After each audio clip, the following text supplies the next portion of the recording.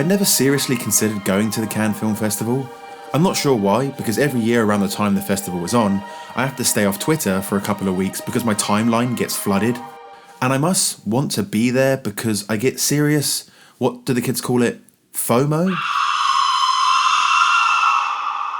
Whereas for the most part here on YouTube, at least in the video essay sphere, it's a barren wasteland of Cannes-related news. So myself and fellow YouTuber Thomas Flight thought we'd buck that trend this year and see what all the fuss was about. And what do you know? It was fun. I don't know why this came as a surprise, with it being a sort of cineast mecca, and I saw some great films, a few that are on the level of my very favourites from last year. Can you relax your triangle of sadness? So I thought I'd start the hype train now and recommend 7 films I thought had qualities. Quality, quality, quality street. Quality, quality, quality street. The films are a good mix of English language and what you would consider international films. And this was one of the best things I liked about Cannes, because often when we talk about the best films of a given year, there's a dominance of English language films and particularly American films, which is obviously cemented by the awards race. I think it makes us compartmentalise English language versus international films, with the latter often being relegated to a side game, unless there's the rare film like Parasite that really breaks through. But I really enjoyed watching films from all over the globe competing on a more even playing field. This video's sponsor MUBI happened to pick up a couple of films I mentioned from the festival, and I'll detail those in the description.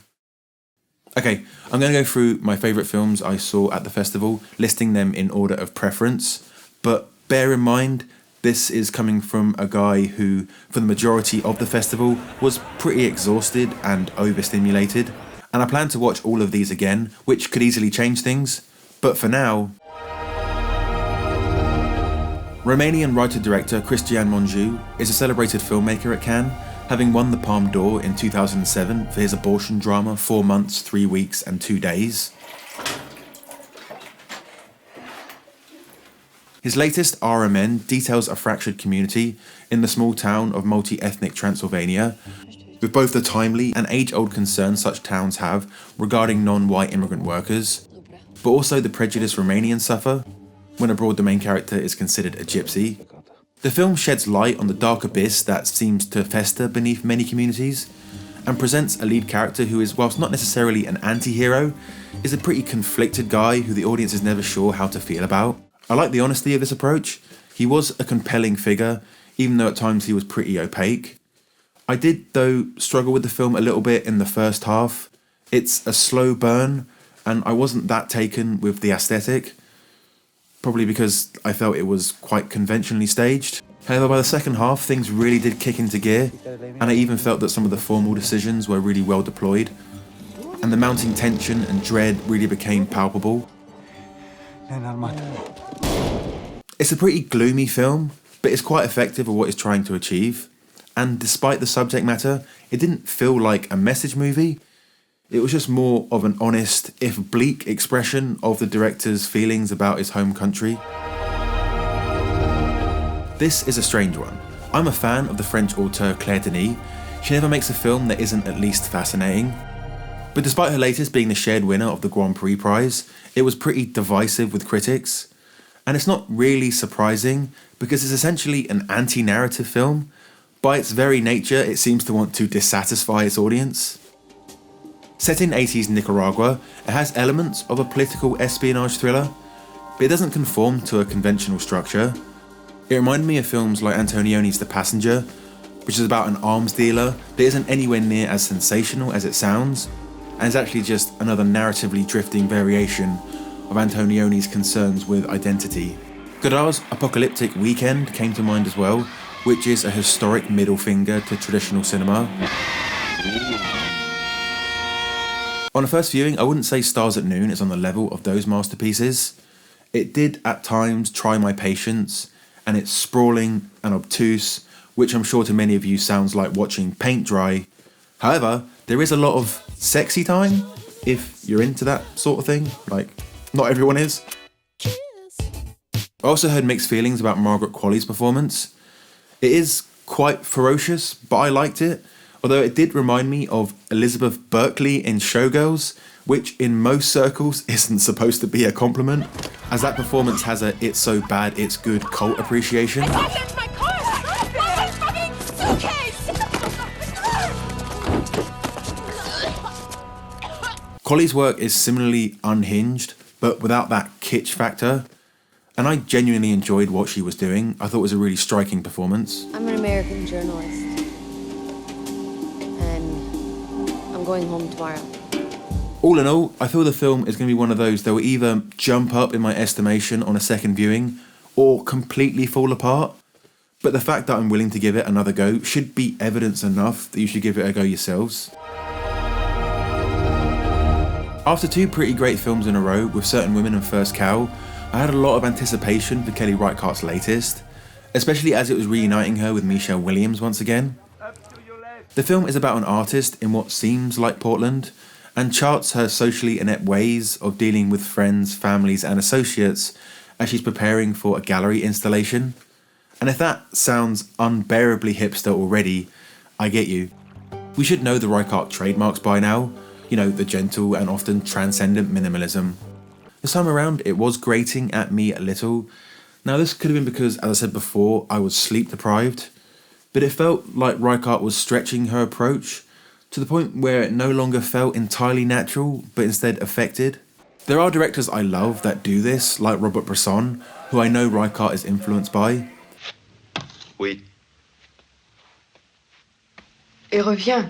But I felt she always balanced that with an authentic naturalism, and not Bresson's more stylized minimalism. Nonetheless, I have a feeling I'm going to warm up to this one a lot more on subsequent viewings, because like all Reichardt films, it rewards your patience, and I really came around to it in the end. Plus, it's one of those films that's grown in my estimation the more I thought about it after watching it, which is nice. Another filmmaker who has a very restrained style that is consistent from film to film is Hirokazu Koreeda. The last film I saw of his, Shoplifters, won the Palme d'Or in 2018, and it shares some similarities with his latest. The petty crimes of a surrogate family in Shoplifters has evolved to illegal child trafficking, committed by another surrogate family here. Koreeda definitely plunges the audience into the emotional and ethical quandaries the characters face, but with a disarming lightness of touch.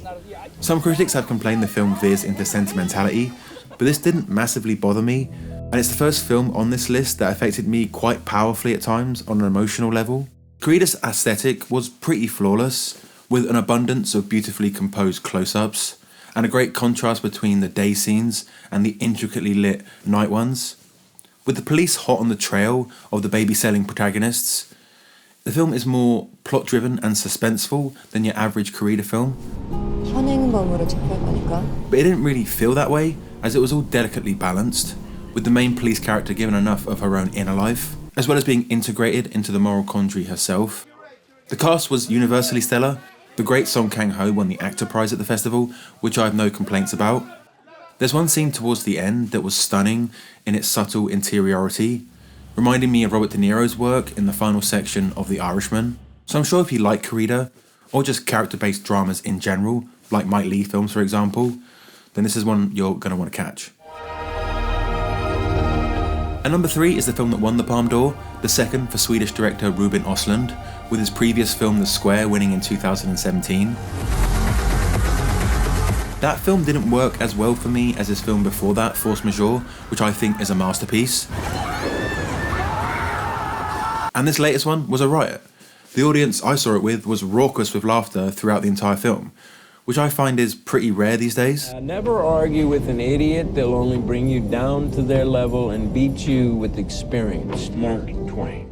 It seems with this, and last year's winner, Titan, Cannes is awarding the films that are the most boldly outrageous, because there are scenes here that are unforgettable. The plot follows a fashionista couple who go on a high-end cruise, and Ostlund has a great time poking fun at the upper classes. I know some people have complained that the film's satire hits people on the head like a sledgehammer, and whilst I can't refute that, it didn't really bother me because I always found it consistently funny, and even if a joke did start in a fairly obvious place, Ostlund would gradually take it into just an absurdist realm. At 2 hours 30, it is possibly a bit long, and I wasn't sure it was consistently great in all its disparate parts, but it's still one of the most memorable comedies I've seen in a long time. And like a lot of my favourite comic filmmakers, Ostlund heightens the comedy with his craft, which starts out fairly naturalistic, but gradually evolves and gets exaggerated as the film does. Okay, my top 2 films are pretty much even in how much I love them, and they're also the 2 films I had the strongest emotional reactions to. I don't think I've been impacted in this way since Terrence Malick's A Hidden Life. Having watched a bunch of films at the festival that have a fairly minimalist aesthetic, Park Chan-Wook was a necessary breath of fresh air for me. When I was in my early 20s, which I know was some time ago now, my favourite director was the cinematic maximalist Brian De Palma. And Park definitely is in that same lineage. He's a bold, kinetic stylist. Apparently he decided to become a filmmaker after watching Hitchcock's Vertigo, a film De Palma has somewhat remade a number of times. And Decision to Leave appears to be Park's Vertigo, which is just instantly going to tick my boxes. The film's a twisted romance, seen through the eyes of a homicide detective, with an elusive woman/suspect that he can't get a handle on.